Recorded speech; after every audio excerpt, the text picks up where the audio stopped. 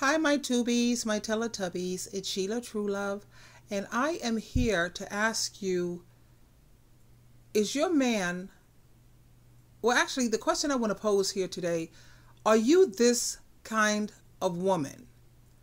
And is the man that you're with a king and a boss?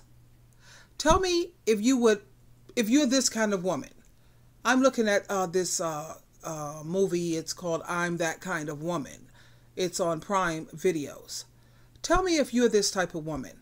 Listen to how this dude talks to this female and tell me if you would put up with this or how would you handle the situation, because personally me, I already know how I would handle the situation. And this also goes to show why women should always have their own money. Okay?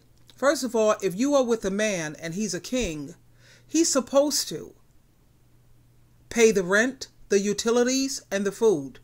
Why? Because those are the necessities. And that's what a king and a boss does. Anytime you are sitting there paying half the bills, you don't have a man. That is not your man. That is your roommate. And even if you have a dude who is paying the bills, the rent, the food, the utilities, what have you, and he talks to you this way, he is not a king. He's not a boss. He's an a-hole. He's a jerk. Anyway, listen in.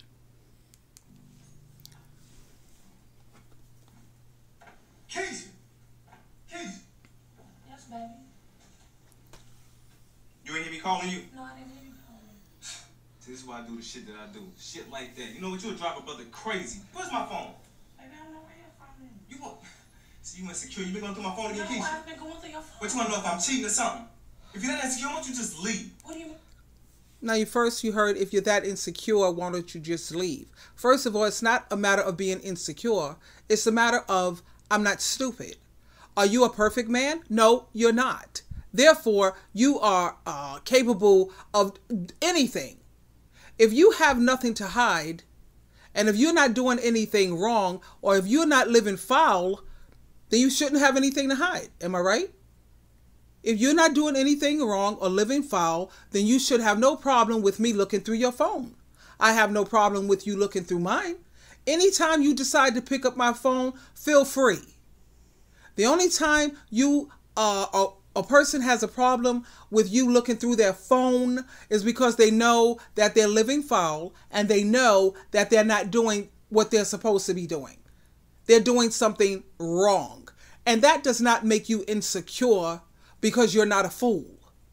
We all know the day and age that we live in today. I mean, let's keep it real. Anyway, let's continue.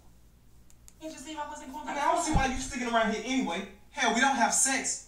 You ain't good for shit. What? Well, you know what? I take that back, though. You can clean up. That's about it, though. What? What is wrong? What's wrong? Who do you think you're talking to like that? Who you getting loud with?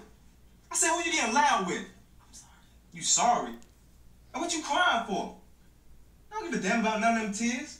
I tell you what, you better go call that We Hate a Man committee and tell them I said they ain't shit neither. You know what? I see why most wealthy black men go and get a white chick or a woman of another race. You know why? Because all you black women do is sit there and nag. Got your hand out all the time, talking about what you want or what you think you need. Hanging around them dumbass friends of yours trying to compare who got more money than who. But You see what I'm saying?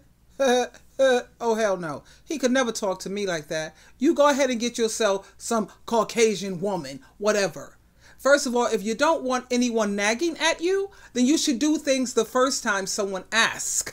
I put emphasis on the word ask. When someone asks you the first time, you should get up off your behind and see to it that it's done.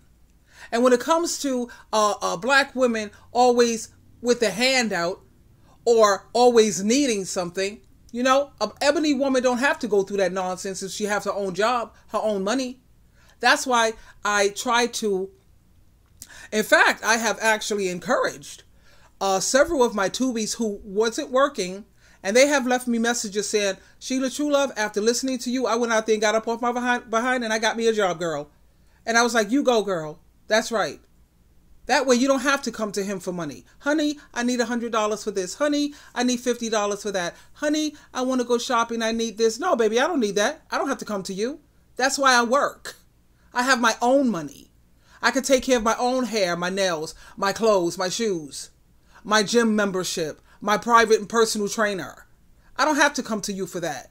But let me tell you what I will not do if I have a man in my house going forward, and life has taught me and taught me well. No, you want to be the king? You want to be the boss? You will be paying all the rent. You'll be paying the utilities, and you'll be taking care of the food. I'll contribute with the food, no problem. I'll pay for the cable, the Wi-Fi, for the little things. You want the title of being the boss? You got to pay the cost to be the boss, buddy boy. You want people to sit up here and say, yeah, that's true, boss. Okay, boss man. Yeah, king man. Okay, king. Yeah, young king or little king. Whatever, nigga. Please. And like I said, anytime a woman is sitting up here going half on the bills, you don't have a man, sweetheart. That is a roommate.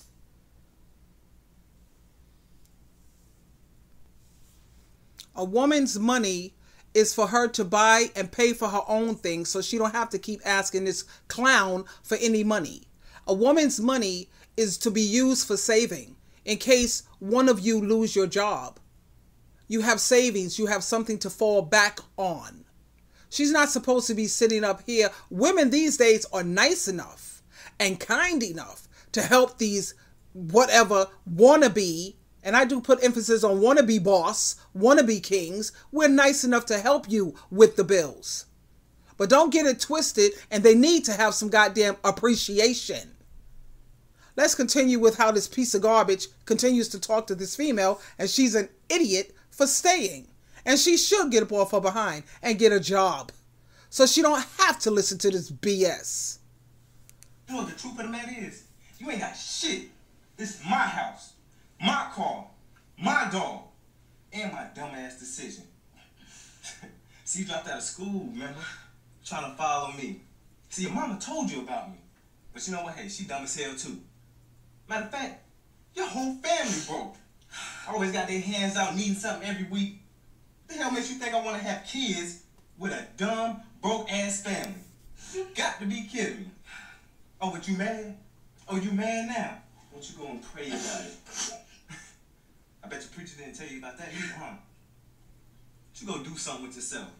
Just make sure you have my dinner ready by the time I get home. Oh, my God. Now see if I'm worse. Why did I make this? I'm sick. Do you honestly believe for 1 second of a moment I feel sorry for this trick? She's a stupid dummy. Just like I said, look, I know that I am a cut above the rest, and I'm not trying to be arrogant here, Tubies, because it is so hard this day and age to find women who have common sense. Common sense would tell you if someone is abusing you emotionally or physically. Let's see, multiple choice. What should we do? A, stick around and let him continue to treat us this badly, or B, dead this clown. Now let's see, what answer would you pick? Continue to stay here, like he says, the reason why they go to these other races of women? Yeah, because other races of women are willing to put up with a bunch of garbage that no human being, forget about woman, no human being should have to put up with that garbage. And when I did my research, it shows that black women, ebony, I like to say ebony women, have the highest self-esteem out of all the other races of women. And you know how I know that's true and how you can tell that that's true? You could tell the level of a woman's self-esteem by what she's willing to put up with. What she's willing to put up with. Now, you have ebony women who are floor mats to some extent, but how long are they willing to put up with that? Not for too long, believe that. And I've also been listening to pimps. I listen to these pimps on Soft White Underbelly. I don't know if you've seen some of my videos where I'm listening to a lot of pimps and what they say. And what these pimps say is that they prefer working with Caucasian women and Asian women because they're easier to dominate, control, You could put fear in them. Now, when they have these ebony women, black women, when they're out there with these black women, it's not so easy. Because they said these black women, they will stand up and fight for what they believe in. A black woman is going to speak up for herself. She's going to stand up for herself. Whereas it's so much easier to intimidate these other races of women. And at the same time, they said, these pimps, that they had more respect for the black woman because all these other races of women are weak. They're weak. And I am not trying to offend any other race of women, because I know that there are some Caucasian women who are not going to put up with no bull crap. There are Asian women who are saying, yeah, right, she'll show you to the door. At the same time, I'm talking about majority.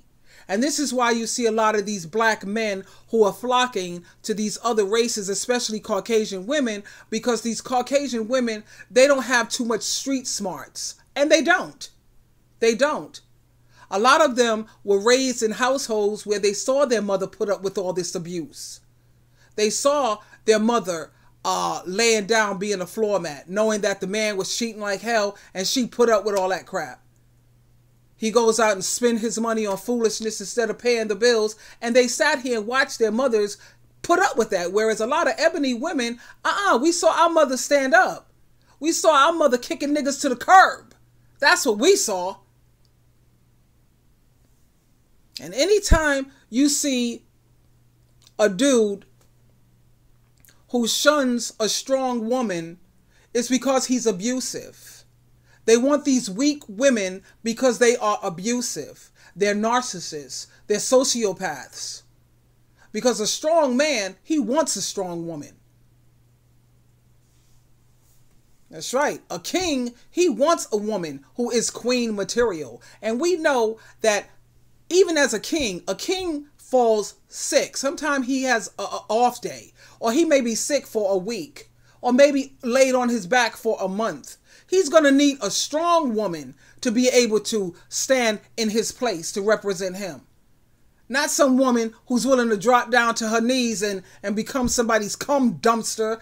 Nah, we ain't trying to go that route. Hell no.